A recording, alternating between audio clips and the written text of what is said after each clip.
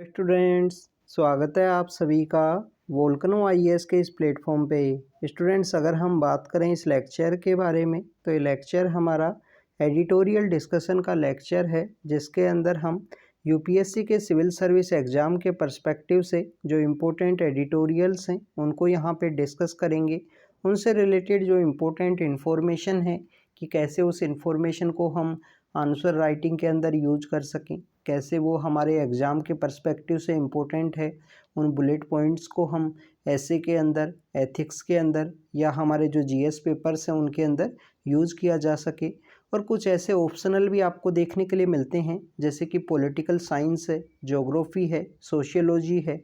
Even आपको anthropology है। इन सभी के अंदर आप इन जो कुछ एडिटोरियल्स हैं उनको किसी ना किसी पेपर के अंदर यूज कर सकते हो।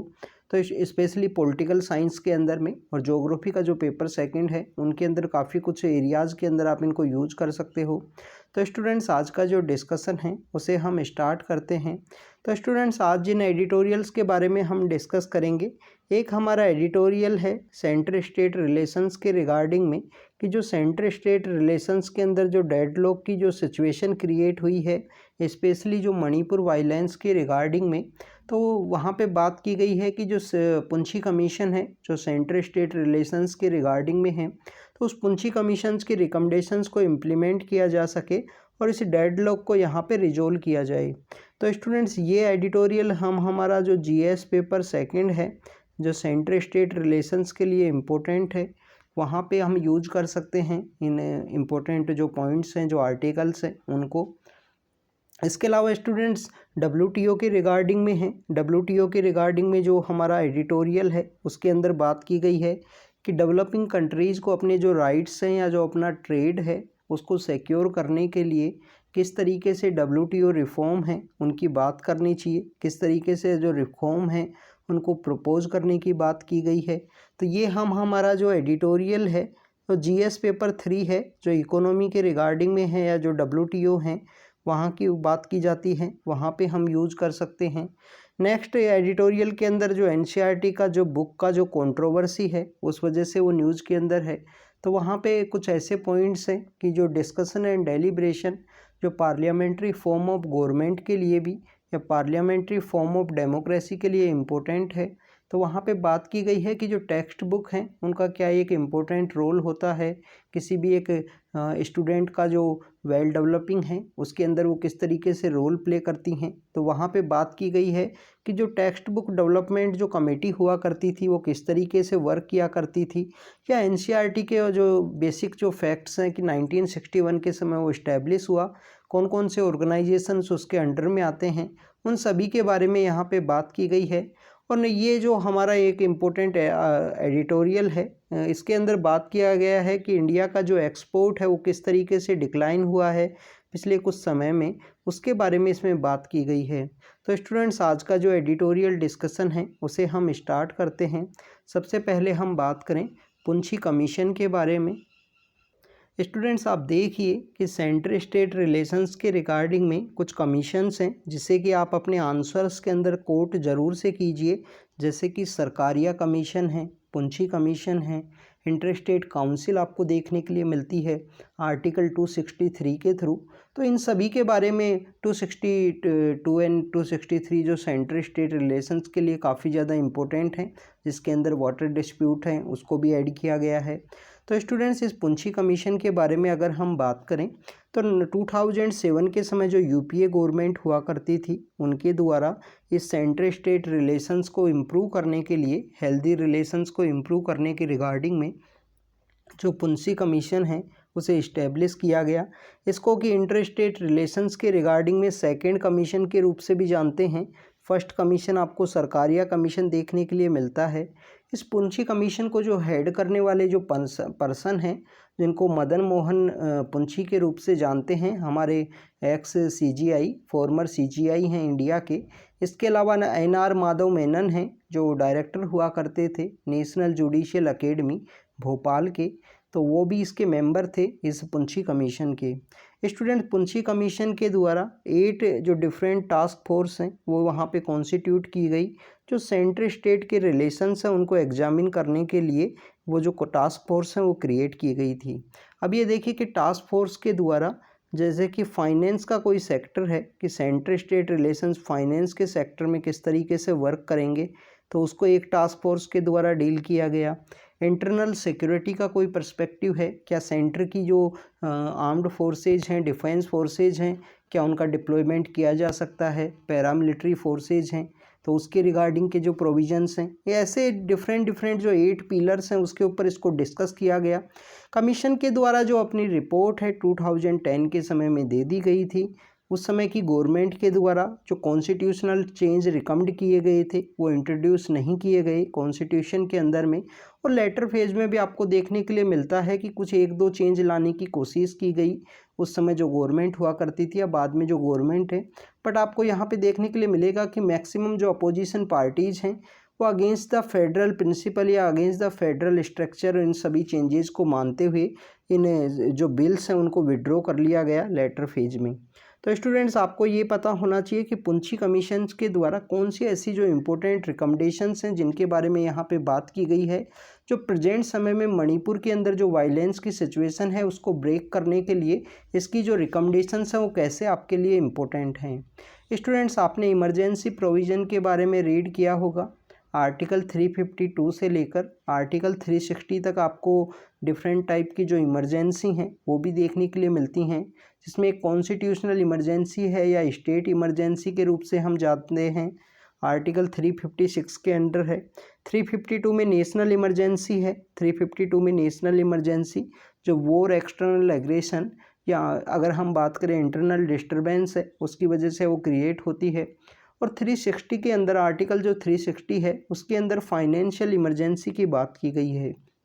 स्टूडेंट्स यहाँ पे आर्टिकल 352 है उसी इमरजेंसी प्रोविजंस के अंदर में आर्टिकल 352 यहाँ पे बोलता है कि सेंटर की रिस्पॉन्सिबिलिटी है किसी भी एक स्टेट को प्रोटेक्ट करना अगर वहाँ पे एक्सटर्नल एग्रेशन की जो सिचुएशन है वो क्रिएट होती है या इंटरनल डिस्टर्बेंस की जो सिचुएशन है उस स्टेट के अंदर अगर क्रिएट होती है तो ये सेंटर की रिस्पॉन्सिबिलिटी है, सेंटर की ड्यूटी है उस स्टेट को प्रोटेक्ट करना। स्टूडेंट्स प्रेजेंट समय में काफ़ी सारे आर्टिकल्स के अंदर आपने इसको रीड किया होगा। इवन जो प्रताप भानु मेहता हैं उनके द्वारा भी अपने एडिटोरियल के अंदर आर्टिकल 355 को यूज किया गया था। तो आपको इस आर्टिकल के बारे में पता होना चाहिए और इसी से रिलेटेड क्वेश्चंस आपको देखने के लिए मिलते हैं, चाहे वो प्रीलिम्स का एग्ज़ाम हो, ऐसे ही आपको जो न्यूज़ के अंदर आर्टिकल्स हैं उन्हीं का जो इनडायरेक्टली वे में जो क्वेश्चंस हैं वो आपको देखने के लिए मिलेंगे। तो आर्टिकल 352 सेंटर की रिस्पॉन्सिबिलिटी है स्टेट को प्रोटेक्ट करना, वॉर हो या एक्सटर्नल एग्रेशन हो या इंटरनल डिस्टर्बेंस की कोई सिचुएशन हो। आर्टिकल 356 स्टूडेंट्स जो है वो स्टेट के अंदर जो कॉन्स्टिट्यूशनल मशीनरी है उसके फेलियर के समय सेंटर की रिस्पॉन्सिबिलिटी है कि वहाँ का जो इलेक्टेड एडमिनिस्ट्रेशन है उसको अपने हैंड ओवर किया जाए और वहाँ पे लॉ एंड ऑर्डर को जो ब्रेक डाउन का जो सिचुएशन है उसको डील किया जाए। स्टूडेंट्स यहाँ पे पुंछी कमीशन के द्वारा एक रिकमेंडेशंस आपको देखने के लिए मिलती है, लोकलाइज इमरजेंसी प्रोविज़न जो आर्टिकल 355 के अंदर है। अगर कोई यहाँ पे इमरजेंसी का जो प्रोविज़न है वो इमरजेंसी की जो सिचुएशन है लोकल वे में क्रिएट हुई है तो कम्प्लीटली स्टेट को अपने हैंड ओवर में ना लेके उस एरिया को या रेस्ट ऑफ द एरिया है वो यहाँ पे स्टेट गवर्नमेंट के द्वारा कैरी आउट किया जाए। और जो अगर कोई 1 या 2 डिस्ट्रिक्ट्स के एरिया हैं वहाँ पे अगर वायलेंस की सिचुएशन क्रिएट हुई है तो उन 1 या 2 एरिया को सेंटर अपने पावर के अंदर लेके और वहाँ पे जो डिस्टर्बेंस की जो सिचुएशन है उसको डील किया जाए। ऐसा सिमिलर प्रोविज़न आपको ऑस्ट्रेलिया और जो यूनाइटेड स्टेट ऑफ अमेरिका है उनके फेडरल स्ट्रक्चर के अंदर भी देखने के लिए मिलता है।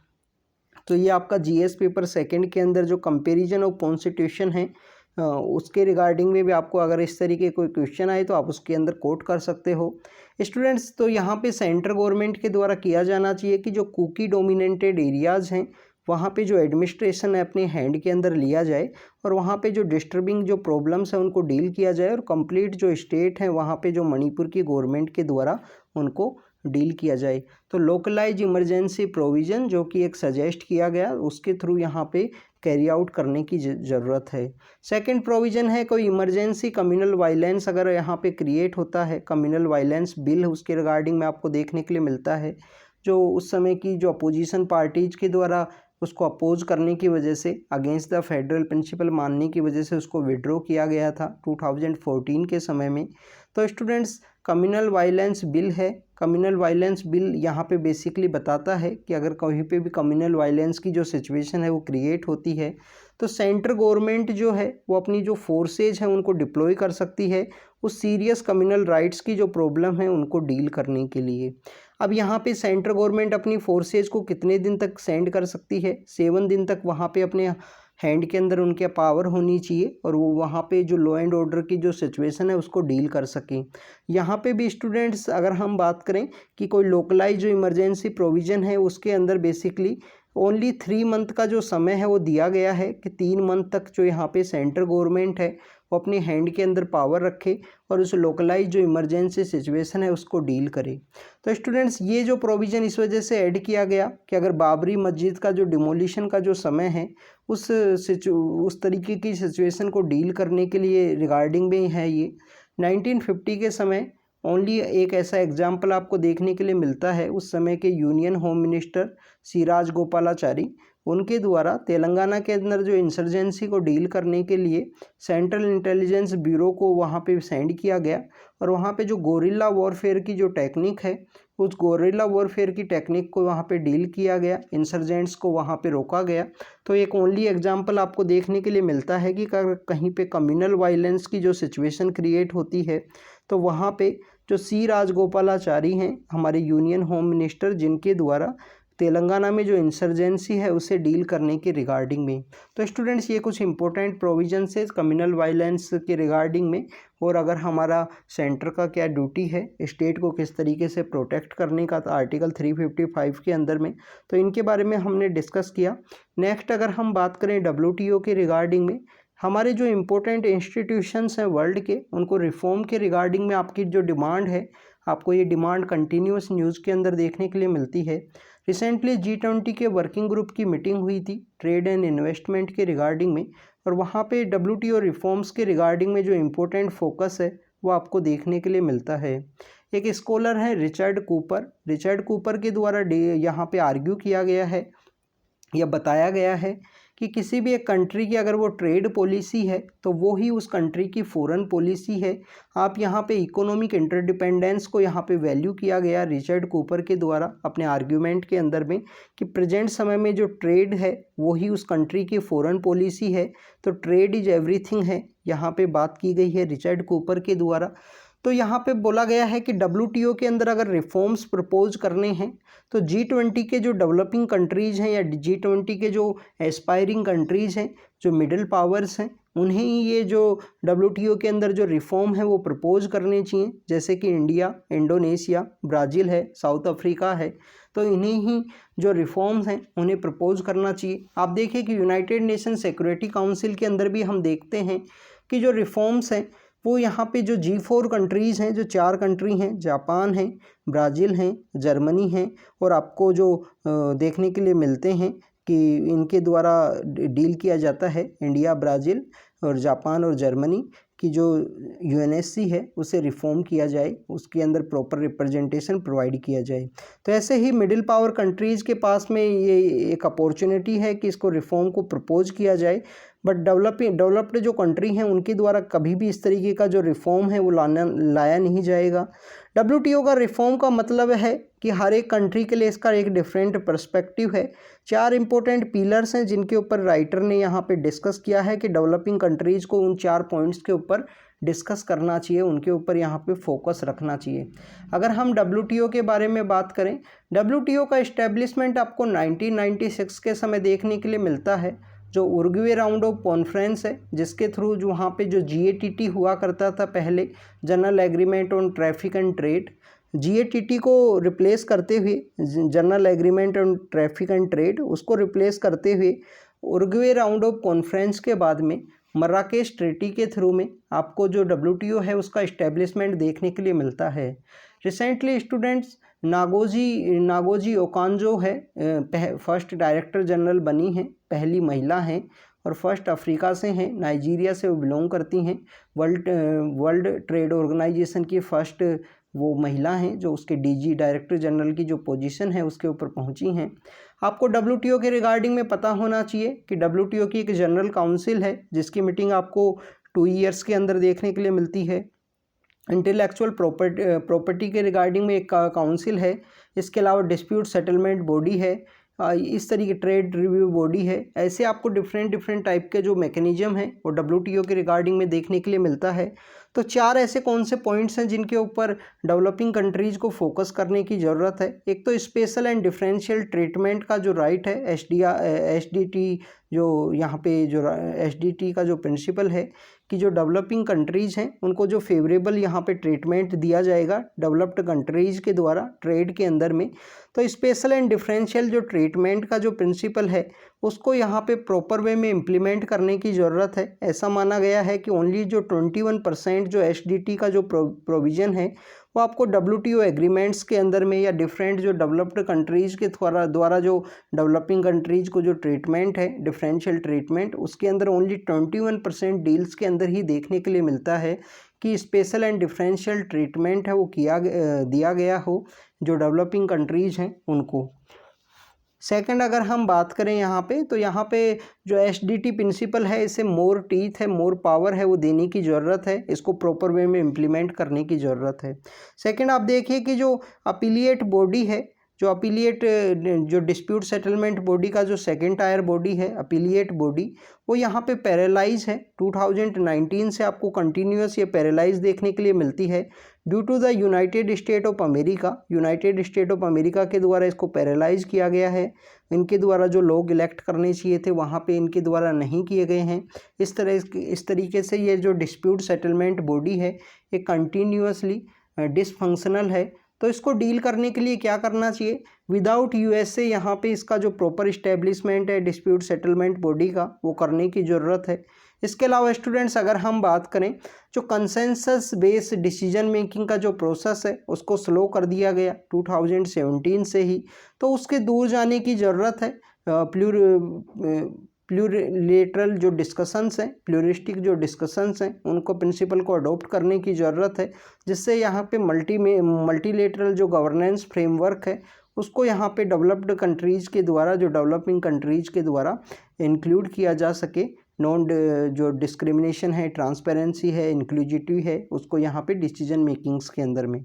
फोर्थ यहाँ पे ट्रांसपेरेंसी की बात की गई है कि ट्रांसपेरेंसी को एड्रेस करने की ज़रूरत है डब्ल्यूटीओ के अंदर जो भी ट्रांसपेरेंसी के इश्यूज हैं। तो इंडिया के पास एक यहाँ पे अपॉर्चुनिटी है। कंक्लूजन के अंदर बात की गई है कि इंडिया के पास एक इम्पोर्टेंट अपॉर्चुनिटी है कि प्रेजेंट में जो G20 की प्रेसिडेंसी भी है और उसी के थ्रू जो डब्ल्यूटीओ रिफॉर्म एजेंडा है उसे यहाँ पे प्रपोज किया जाए, जिससे कि इस जो ट्रेड ऑर्गेनाइजेशन है इसको मल्टीलेटरल वे में यहाँ पे ओपन किया जा सके और इंक्लूसिव इसका जो डेवलपमेंट है वो आपको देखने के लिए मिले। नेक्स्ट इंपॉर्टेंट आर्टिकल के बारे में बात करें तो एनसीईआरटी के रिगार्डिंग में है। एनसीईआरटी की अगर हम बात करें स्टूडेंट्स, एनसीईआरटी का जो इस्टेब्लिशमेंट है वो आपको 1961 के समय देखने के लिए मिलता है और उस समय 7 ऐसे ऑर्गेनाइजेशंस हैं जिनको यहाँ पे ऐड किया गया, जिसके थ्रू एनसीईआरटी है वो इस्टेब्लिशमेंट में आया। सेंट्रल इंस्टीट्यूशन ऑफ एजुकेशन है, central bureau of textbook research है, central bureau of education and vocational guidance है, डायरेक्टरेट ऑफ एक्सटेंशन प्रोग्राम है सेकेंडरी एजुकेशन के, बेसिक एजुकेशन का जो इंस्टीट्यूशन है national institution of basic education, इसके अलावा नेशनल फंडामेंटल एजुकेशन सेंटर है और national institute of audio and visual education है। तो ऐसे जो डिफरेंट 7 इंस्टीट्यूशंस हैं उनको यहाँ पे ऐड करते हुए एनसीईआरटी को इस्टेब्लिश किया गया 1961 के समय में। अगर हम एनसीईआरटी के बारे में बात करें तो इसका जो 7 ऑर्गेनाइजेशंस हैं उनका एक लीडरशिप प्रोवाइड करना एनसीईआरटी का मेन वर्क है, क्या एज ए सोसाइटी एक्ट के थ्रू इसको इस्टेब्लिश किया गया था और इसका काम है गवर्निंग बॉडी है और बजट की जो ऑटोनॉमी है वो इसको प्रोवाइड किया गया। तो एनसीईआरटी यहाँ पे ऑटोनोमस है तो एनसीईआरटी की कुछ रिस्पॉन्सिबिलिटी भी है। ऑटोनोमस आपको इस तरीके से देखने के लिए मिलती है, बजट कम्प्लीटली ऑटोनोमस है, गवर्नमेंट का यहाँ पे ओनली अपॉइंटमेंट एंड नॉमिनी के अलावा कोई भी यहाँ पे जो इंटरफेरेंस है वो आपको नहीं देखने के लिए मिलता है। तो स्टूडेंट्स आप देखिए कि एनसीईआरटी की यहाँ पे रिस्पॉन्सिबिलिटी की जो राइटर ने जो बात की है कि सबसे पहले जो टेक्स्ट बुक हैं किसी भी एक कंट्री का जो नेशन का मेकिंग का जो रोल है वो प्ले करती हैं। तो जो बुक्स हैं वो नेशन बिल्डिंग का जो काम है, नेशन का जो मेकिंग का जो प्रोसेस है उसके अंदर हेल्प करती हैं। तो इस वजह से इन बुक्स को काफ़ी डिटेल वे में ऑटोनोमस नॉलेज प्रोड्यूसिंग इंस्टीट्यूशंस के रूप में डेवलप करने की ज़रूरत है डेमोक्रेटिक सोसाइटीज़ के अंदर में, कि जो क्वालिटी इंस्टीट्यूशनल लीडरशिप है उसे डेवलप किया जा सके, स्टूडेंट्स का जो ओवरऑल डेवलपमेंट है वो किया जा सके। इसके अलावा स्टूडेंट्स राइटर के द्वारा यहाँ पे बात की गई है टेक्स्ट बुक राइटिंग के रिगार्डिंग में। तो टेक्स्ट बुक जो राइटिंग है वो सेंट्रल है सिटीजनशिप एजुकेशन इन इंडिया के रिगार्डिंग में, कि यहाँ पे अगर टेक्स्ट बुक का जो राइटिंग किया जाएगा तो किसी भी कंट्री के जो सिटीजन्स हैं या आने वाले जो सिटीजन्स होंगे, आने वाले जो मेच्योर जो वर्क फोर्स के अंदर जो पर्सन होंगे, आज उनको एजुकेशन अगर प्रोवाइड की जाएगी तो फ्यूचर के अंदर उसका जो फ्रूटफुल रिजल्ट है वो आपको देखने के लिए मिलेगा। तो यहाँ पे बताया गया है कि कैसे डिफरेंट पॉलिटिकल जो साइंटिस्ट हैं या पॉलिटिकल आइडियोलॉजी के जो लोग हैं वो यहाँ पे मिलते थे, और जो बुक्स का जो डिजाइनिंग है, जो टेक्स्ट बुक डेवलपमेंट जो कमेटी है उसके थ्रू यहाँ पे डिफरेंट जो टॉपिक्स हैं उनको डिस्कस किया जाता था, उन पॉलिटिकल इवेंट्स को हाईलाइट किया जाता था, और कैसे उनको फिर एनसीईआरटी के अंदर ऐड किया गया है, चाहे वो इमरजेंसी का सिचुएशन हो, गुजरात राइट्स हो, कोल्ड वॉर की सिचुएशन हो, या प्रेजेंट समय में जो डेमोक्रेसी को क्या चैलेंज हैं उनके बारे में यहाँ पे बात की गई है। राइटर के द्वारा बताया गया है कि काफ़ी सारे ऐसे चैप्टर्स हैं जिन्हें रिमूव किया गया है जो इम्पोर्टेंट थे ओवरऑल डेवलपमेंट के रिगार्डिंग में। हमने कुछ दिन पहले भी एक एडिटोरियल को डिस्कस किया था जिस